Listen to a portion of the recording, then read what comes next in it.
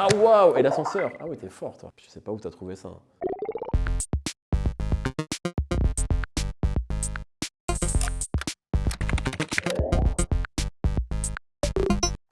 C'est ma toute première chronique que j'avais écrite sur ce qui s'appelle l'ABCDR du son. Donc c'était Patate de forain, donc de Seth Gecko, qui est son deuxième projet, si je dis pas de bêtises, enfin un gros projet en tout cas, après Barry est plein. Et ouais, c'est les débuts de moi en tant que journaliste, enfin journaliste, à l'époque on ne dit même pas ça en fait, c'est-à-dire que moi je suis juste un fan de rap et un fan de l'ABCDR du son. Je postule pour écrire pour l'ABCDR du son en fait, c'est comme ça que ça se passe. Et au bout d'un moment ils acceptent, et la première chronique que j'ai écrite donc est celle-ci, donc c'était Patate de forain.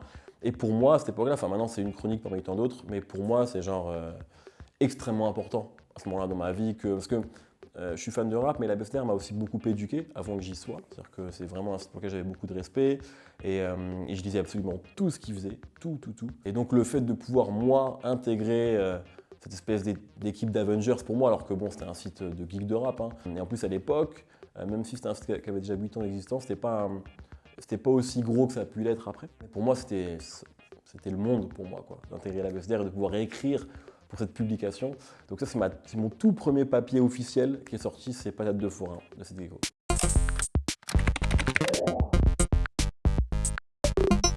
Je dis souvent ça, mais si je devais prendre un album de rap français sur une île, c'est le truc qu'on dit toujours, si tu vas sur une île déserte, qu'est-ce que tu prends comme album? Bah, je prendrais ce disque-là. C'est bizarre en fait, c'est dur d'en parler, je pense que c'est mon album, c'est un de mes albums préférés, et en même temps c'est dur d'en parler parce que c'est très... je sais pas, j'aime trop ce disque. Tu vois, de la pochette que je trouve magnifique, vraiment, que je trouve trop trop belle. Anecdote, quand j'étais en Thaïlande, il y avait un truc où tu pouvais genre customiser tes sapes et je m'étais fait une casquette avec la pochette de cet album-là, tu vois. Je sais plus où elle est, ça rentait pas très bien en plus. Mais en tout cas, je l'avais fait. Et non, bah dedans, il y a un peu tout. C'est-à-dire que moi, je suis un grand fan du rap de Boulogne, qui a vraiment une école à Boulogne, hein. Et moi, ça m'a beaucoup éduqué, enfin éduqué en tout cas dans mon parcours d'auditeur. Donc évidemment Booba, évidemment Salif, évidemment tout ça. Mais en fait, le point de départ de tout ça, à Boulogne, c'est Zoxy. C'est-à-dire que tous les rappeurs de Boulogne, de Boulogne en tout cas, qui ont été importants, à un moment sont passés dans le KGB de Zoxy, où il avait installé son studio et on a appris à Péra là-bas, quoi. Donc Zoxy est monumental pour moi, et il est vraiment, vraiment, ouais, c'est le point de départ de beaucoup de choses. Et puis après, il y a ma rencontre avec Danny Dan, quoi. Enfin, avec le rappeur Danny Dan, qui est pour moi le... Moi, j'ai toujours préféré, je pense, dans tous les arts en tout cas, la forme au fond. C'est un parti pris, enfin c'est une sensibilité plutôt. C'est-à-dire que c'est pour ça que mon réal préféré, je pense que c'est De Palma. Tu vois, c'est-à-dire que je peux kiffer un plan séquence de 20 minutes, comme c'est le cas sur Femme Fatale au début au Festival de Cannes. Tu vois, le film est vraiment pas très bien. Mais ne serait-ce que pour cette prouesse technique, ça me va. Et dans le rap, c'est aussi ça. C'est-à-dire que j'ai toujours été plus sensible aux virtuoses, aux techniciens, qu'aux rappeurs peut-être potentiellement plus conscients ou engagés. Et pour moi, le virtuose du rap français, c'est Danny Dan. C'est-à-dire que, tu vois, parfois il racontait rien, mais il le racontait tellement bien. C'est-à-dire qu'il allait dire qu'il avait les plus beaux linges, les plus beaux textiles, etc., qu'il avait couché avec les plus belles meufs. Dans l'absolu, il ne racontait pas grand-chose, mais il y avait un tel phrasé, un tel style, et pour moi, c'est trop important, en fait, dans le rap. Je trouve vraiment que le style, c'est à la base de ce truc-là aussi, tu vois, et que ça joue même sur, le charisme du mec, etc. Et pour moi, Danny, peu importe... pour moi, il vivait dans un château à Boulogne, tu vois, ce qui est sûrement faux, mais sa manière de me raconter les choses, ça a toujours fonctionné pour moi. Et donc ce disque-là, c'est un double album en plus. Donc il y a un peu tout ce que j'aime, les influences jazz, les prods de Zoxy et Mélophilo, et puis Danny Dan qui en 98 est au sommet de son art, quoi. Et puis c'est 98, je sais pas, moi j'étais à ce moment-là encore plus fan de foot que de rap.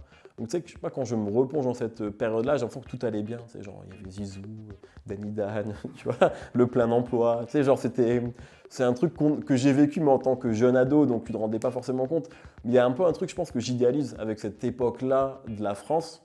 Alors qu'il y avait sûrement, enfin tu vois, mais moi j'étais gamin donc je ne me rendais pas compte de tout ce qui n'allait pas. Donc pour moi il y avait vraiment, c'est un moment genre un peu suspendu dans le temps où tout allait bien. Et cet album-là, je trouve qu'il reprend ça dans ma tête. Tu vois, genre cette espèce de carte postale de la France où genre Zizou était sur un Arc de Triomphe, tu vois.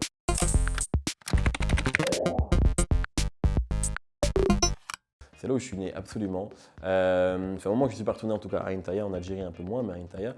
Bah ouais, c'est là où je suis né, quoi. Donc je suis né en Algérie, je suis arrivé en France à l'âge de 4 ans. Mais c'est un peu, disons que, enfin, je suis évidemment très proche enfin, très lié à l'Algérie via de la famille que j'ai encore là-bas, etc. Via des liens que j'ai là-bas, via un appartement aussi où je vais souvent, etc. Mais c'est particulier le rapport à l'Algérie quand tu es arrivé ici à l'âge de 4 ans, parce que comment dire, en fait, je suis arrivé à 4 ans, donc. Et quand je suis arrivé, j'ai parlé arabe et j'avais un accent rebeu. Et quand j'allais au centre aéré, les gamins, ils se moquaient de moi, tu vois. En mode, mais c'est rien de grave, des trucs de gamin, tu vois, genre, il a un accent, etc. Et je pense que très vite, à ce moment-là, il y a eu un moment où moi, du coup, j'ai voulu le perdre, parce que tu voulais, genre, te fondre dans le moule. Et du coup, c'est pour ça que, genre, petit, ça, c'était toujours été une vanne dans ma famille, genre, je faisais tout pour, genre, écrire le mieux français le mieux possible. Quand j'allais en colonie de vacances, j'écrivais des cartes postales à mes cousins, mais genre, c'était n'importe quoi, tu vois, c'était des dissertations. Et après, il y avait un truc aussi, c'est que, comme mes parents ont divorcé, et à l'époque, quand tu n'étais pas majeur, pour retourner en Algérie, il fallait l'autorisation du père. Et donc, comme mes parents étaient divorcés et pas en très bons termes, je ne l'avais pas. Donc, il y a eu plusieurs années en fait où j'y suis pas allé. Donc, c'est-à-dire que c'était un peu flou. Tu vois. Et puis, j'y suis retourné des années après. Et je sais pas, il s'est passé ce truc bizarre, tu sais, où tu mets les pieds quelque part et c'est bizarre, hein, mais je pense que c'est sûrement le cas pour plein de gens. Où, tu sais, là, tout de suite, il y a des odeurs qui te reviennent, des lieux sur lesquels tu as marché, tu vois, mais genre quand tu avais 4 ans, donc tu n'es pas censé avoir de souvenirs, et pourtant tu as des flashs qui te reviennent, etc. Et du coup, tu te sens chez toi en fait, alors que tu ne l'es pas vraiment parce que tu n'y as pas vécu depuis 15 ans. Donc c'est un peu ça. Et puis maintenant, effectivement, avec le temps, avec l'âge, tu te rends compte aussi de l'importance de savoir d'où tu viens, en fait, tout simplement. Mais pendant longtemps, c'était un peu flou, c'est-à-dire que c'était chez moi et en même temps, je parlais pas arabe, puisque du coup, j'ai un peu tout perdu après, et qu'à la maison, ça parlait pas arabe. Donc j'avais un lien, évidemment, c'était en moi, et en même temps, je savais pas trop l'expliquer. Et maintenant, je sais d'où ça vient, maintenant tu parles avec ta famille, etc. Et même, c'est presque même devenu important, c'est-à-dire que même dans ce que je fais, j'aimerais bien, je sais pas comment, mais à un moment rendre ça et faire un truc en Algérie, tu vois. Je sais pas comment, mais je sais pas, faire un festival, il y a encore du travail, et puis il y a des gens plus compétents que moi, plus experts et qui connaissent bien mieux le sujet, mais maintenant ça devient presque important pour moi dans ma tête. Je sais qu'il y a un moment où genre, j'aurais envie de faire quelque chose là-bas. Tu vois. Je sais pas quoi, hein, il y a sûrement d'autres priorités. Rendre un moment ça, quelque chose à l'Algérie, tu vois. Je sais pas comment aujourd'hui, c'est encore très assez loin et embryonnaire en tout cas dans ma tête, mais je sais qu'il faudra que j'y retourne en tout cas. Tu vois, ça semble important maintenant.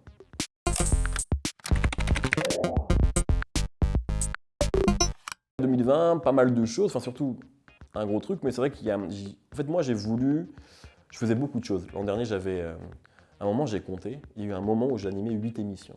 Alors certaines étaient mensuelles, d'autres une fois tous les 2 mois, mais en tout, donc tu avais de l'hebdo, une quotidienne, etc. C'était beaucoup trop. Et j'ai adoré, hein. Franchement, c'est extraordinaire. Et contrairement à ce que les gens ont cru, j'ai pas fait de burn-out ou quoi, c'est juste qu'à un moment, je me dis, enfin, il y avait beaucoup de dispersion et j'étais que dans l'action et plus du tout dans la réflexion. J'écoutais absolument tout ce qui sortait. Et il y avait un moment où je me suis senti un peu débile. C'est-à-dire qu'il n'y a que le rap dans ta vie, que ça. Ce qui est cool, hein. C'est un problème de riche, hein, je veux dire, attention, hein, je ne suis pas en train de me plaindre, hein, mais du coup, je sentais qu'il fallait que je me détache un peu de certaines choses. Ça m'a frappé quand je voyais mon meilleur ami, qui n'est pas dans la musique, et j'avais rien à lui dire. Tu vois. En fait, j'avais envie de parler de rap. J'avais envie qu'on parle de rap alors que lui, il avait juste envie qu'on parle de la vie. Tu vois. Alors, maintenant, on en est revenu, c'est bon, hein, on se voit, etc. Et c'est cool. Mais ça m'a un peu angoissé, tu vois, c'est-à-dire d'être prisonnier un peu de tout ça. C'est pour ça que j'ai arrêté mon émission quotidienne sur Rocam, c'est pour ça que j'ai arrêté Deezer. C'est pour ça aussi, je ne l'ai pas encore dit, mais que je vais arrêter No Fun, qui est un podcast que j'anime de manière hebdomadaire, mais je pense que No Fun va continuer de son côté. Et il fallait que je me centralise et que voilà. Donc je vais débuter un nouveau projet. En 2020, je ne peux pas encore en parler, mais tu le sais d'ailleurs. Mais voilà, donc je vais commencer quelque chose. Je vais continuer Rap-Jeu. Rap-Jeu, ça va continuer. Parce que c'est différent, mais je veux plus doublonner les choses en fait. C'est-à-dire que j'ai fait trop d'émissions de rap où je donnais mon avis sur le rap, ou en tout cas on avait des discussions sur le rap, où j'interviewais des gens. Donc j'ai envie de moins me disperser, de faire. Là, c'est mon pote Manaré qui m'a dit ça. Il m'a dit il faut que tu fasses moins mais mieux. Je cherchais surtout à faire beaucoup, à être partout. Et ce qui était cool, hein, ce qui m'a permis moi d'énormément apprendre, d'énormément progresser, d'être identifié aussi. Sûrement grâce à ça qu'aujourd'hui je suis interviewé par toi et par d'autres personnes. Je vois que ça intéresse des gens, mais il est temps, je pense, de mieux faire les choses, de ne plus être partout, mais d'être aux bons endroits en fait. Voilà, donc c'est ça va être ça un peu 2020. De toute façon, je vais dévoiler, enfin, c'est pas non plus un truc de fou, hein, mais je veux dire, j'ai pas envie de dire trop tôt ce que je vais faire parce que je veux quand ce sera prêt, je veux pouvoir le dire et je veux pas que les gens soient déçus ou quoi, donc je veux vraiment que l'annonce soit propre. Voilà, mais ça participe aussi, tu sais, à tout ça, c'est-à-dire de mieux communiquer, de pas dire 36 000 trucs, de quand tu le dis, tu le fais. Voilà, donc on me verra, je pense, un peu moins, mais j'espère que ça aura plus d'impact en tout cas. C'est ça que j'ai envie de. Voilà, c'est vers ce chemin-là pardon, que j'ai envie de prendre en 2020.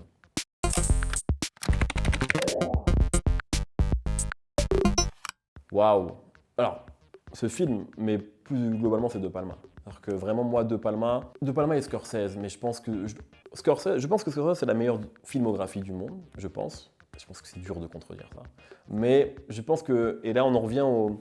Tu vois, c'est-à-dire qu'en fait, je pense que le meilleur rappeur français, c'est Booba. Mais le plus grand technicien pour moi, c'est Danny Dan, tu vois. Et c'est un peu ça. C'est-à-dire que, tu vois, si Booba est Scorsese, et d'ailleurs, Booba est encore là, comme Scorsese, tu vois, même s'ils n'ont pas le même âge, attention. De Palma, qui est peut-être moins actuel aujourd'hui, techniquement, ça reste le plus impressionnant, quoi. Moi, ce qui me choque avec De Palma, c'est comment il arrive à rendre une scène a priori anodine, genre même dans Mission Impossible, tu vois, qui n'est pas le De Palma le plus salué. T'as une scène à un moment, je sais pas, de repas, enfin, un moment où Tom Cruise va voir un mec à un restaurant, c'est juste une discussion. Et il te rend ça, mais il y a une tension complètement folle. Il a fait L'Impasse, qui est mon film préféré, il a fait Scarface, qui est le film préféré de tous les rappeurs, il a fait Les Incorruptibles, avec cette scène de. Enfin bref, pour moi, c'est vraiment la technique, quoi. Mais la technique érigée au rang d'art est le plus grand des techniciens. C'est le Ronaldinho du cinéma, quoi.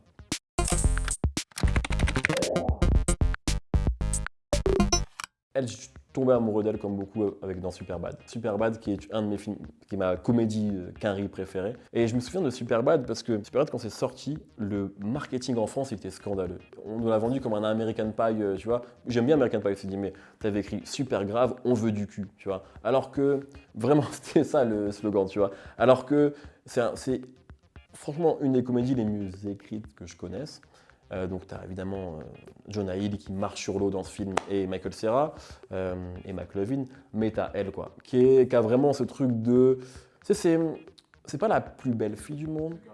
Ouais, exactement, c'est complètement The Girl Next Door. C'est-à-dire qu'en fait, elle est clairement jolie, mais elle ne sont pas non plus inaccessibles. Tu vois, c'est-à-dire que je sais que si j'avais été ado et que j'avais côtoyé Scarlett Johansson, c'était mort pour moi, tu vois. J'avais aucune chance. Avec Emma Stone, j'aurais sûrement eu aucune chance, mais il y aurait sûrement une part de moi qui me serait dit, peut-être que, tu vois, elle a vraiment l'air cool, tu vois, elle a vraiment l'air d'aimer, tu vois, les gens cool, tu vois. En jouant la carte cool, j'aurais peut-être pu avoir un rencard avec Emma Stone. Donc moi, c'est la meuf, je pense, pour moi, la meuf la plus cool du cinéma en ce moment, tu vois. Genre, elle est trop. Je suis pas fan de tout ce qu'elle fait, mais ce qu'elle incarne, je peux aller au cinéma pour elle, en fait. Et elle fait partie de cette actrice-là.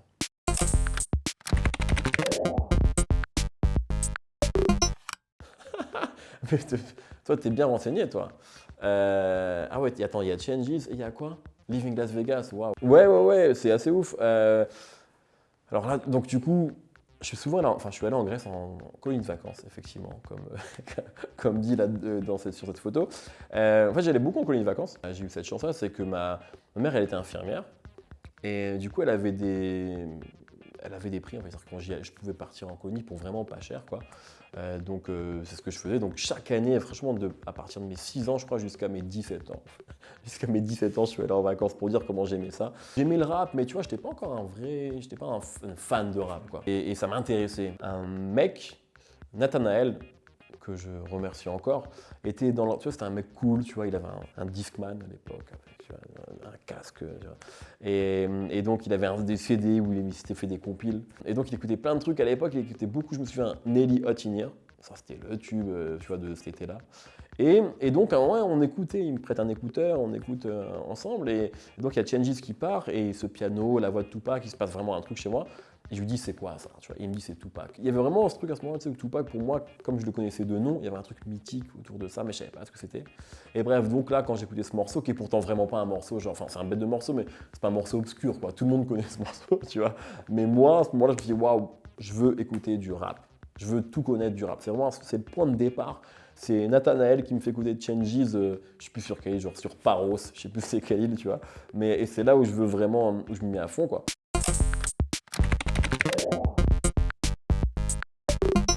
Ouais, putain, c'est incroyable. Tu sais que c'est cette compile-là que j'avais achetée? C'est exactement celle-là, mec. C'était. Putain. Ouais, c'est vrai. C'est vrai. En fait, j'habitais dans l'Oise, à Caufry, plus exactement, un petit village. Et j'avais acheté cette compile au Leclerc de Caufry. Voilà. Et j'allais parfois acheter. Alors, quand même, il faut donner du respect sur ce Leclerc parce que j'avais acheté aussi, j'avais trouvé le premier album d'IAM là-bas, de la planète Mars. Mais ouais, voilà, en fait, c'est-à-dire que moi j'ai toujours bien aimé la musique. Avant le rap, j'étais pas un digger. Ma mère écoutait beaucoup de musique aussi. Et en fait, elle a aussi été très importante là-dedans. C'est-à-dire qu'elle avait plutôt des goûts assez cool, sans être une mélomane, tu vois, mais elle avait des best-of de Marvin Gaye, elle adorait Aretha Franklin, elle m'a emmené voir Supertramp, les Rolling Stones. Donc, tu vois, c'était quand même cool, sans être une experte. Et je sais pas pourquoi j'avais acheté cette compile. Je me demande si c'est pas après Mission Cléopâtre. Non, parce que j'étais trop âgé pour ça. Je sais pas, parce que c'est dans Mission Cléopâtre, dès qu'il écrit sur clavier et voit Noémie Lenoir, il y a Tiamo justement qui se lance. Mais c'est avant que ça arrivait, donc je sais pas, je l'avais acheté ça quand j'étais au collège. Je sais pas pourquoi, je sais plus pourquoi, mais en fait j'avais vraiment. La musique m'intéressait, j'avais envie de découvrir des choses, parce qu'en fait, cette compil, il y avait tous les gros tubes italiens, il y avait d'autres trucs un peu moins connus.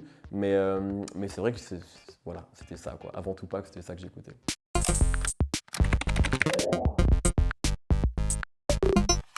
Ah waouh! Et l'ascenseur! Ah ouais, t'es fort, toi. Je sais pas où t'as trouvé ça. Où t'as trouvé ça?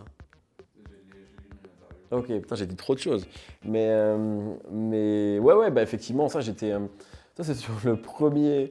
Quand on arrive en France, je suis né en Algérie, donc comme on l'a déjà dit, je suis arrivé en France à l'âge de 4 ans, on habite dans un HLM à Montaterre, dans l'Oise. Et un jour, avec ma mère, on est bloqué dans l'ascenseur. Et moi, la première chose que je dis, c'est il faut qu'on sorte, comment je vais faire mes devoirs. Genre, j'étais obsédé par ça. Et effectivement, j'étais vraiment. Je pense qu'à ce moment-là, pour ma mère, c'était génial parce que j'étais le gamin parfait, un peu, je pense, parce que j'étais premier de la classe. Quand la maîtresse. Ma mère m'a raconté ça, c'est qu'en fait, la maîtresse, elle avait dit qu'il fallait se coucher à 20h ou 21h, je sais pas. Et si je voyais genre 21h02, je courais dans mon lit. Tu vois.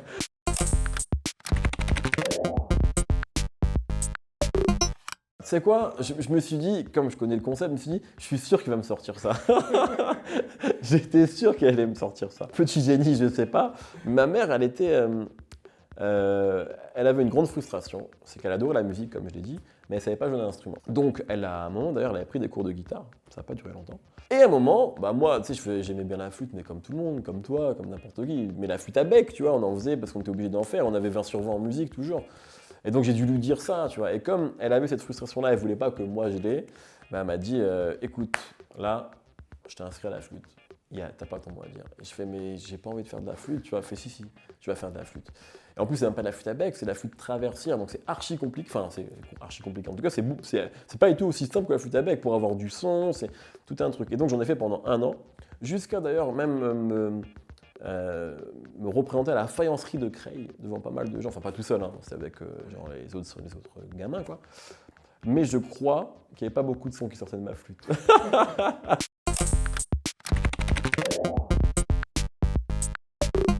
Franchement, Indiana Jones dans ma famille, c'est un délire. C'est-à-dire que moi je me souviens de quand on est donc dans ce HLM, et donc j'ai mon cousin qui est plus âgé que moi, dont je suis encore très proche aujourd'hui, qui à l'époque était étudiant et vient en France. Et il dort chez nous. Et il faisait Montaterre-Paris tous les jours. Personne ne connaît Montaterre, mais c'est relou. Et je me souviens qu'il me hype Indiana Jones comme c'est pas permis. En mode, ce soir, Indiana Jones à la télé. On va regarder ça en famille, ça va être fou.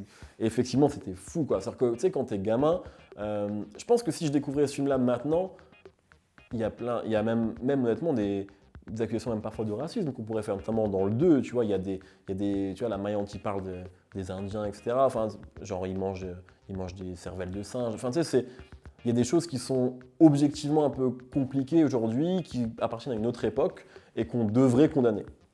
Mais quand tu découvres ça à 6 ou 7 ans, franchement, c'est l'ouverture sur un monde extraordinaire. C'est-à-dire que tu as envie d'être archéologue, sauf que c'est pas ça, archéologue. Tu vois. Mais il y a vraiment, tu sais, il y a une ouverture sur le monde, c'est de l'aventure tout le temps. Tu vois. C'est vraiment, moi j'aime, enfin, Spielberg, et je cite moins Spielberg parce que c'est un mec comment dire, je regarde moins ses films maintenant, mais il était très important. Je pense que quand t'es gamin, il n'y a pas meilleur tonton que Spielberg, tu vois. Genre, il a fait les meilleurs films pour les gamins. Même le dernier, la Ready Player One, enfin, je sais pas si c'est son dernier en date, mais c'est un film que j'ai regardé avec beaucoup de plaisir aussi. Les premiers frissons, ils sont liés à Spielberg. Et Indiana Jones, pour moi, enfin, après, il y a aussi un truc qui est important d'Indiana Jones, indépendamment du film, c'est Harrison Ford, quoi. Combien de fois dans ma vie, je me suis dit, qu'est-ce que Harrison Ford ferait à ma place, tu vois.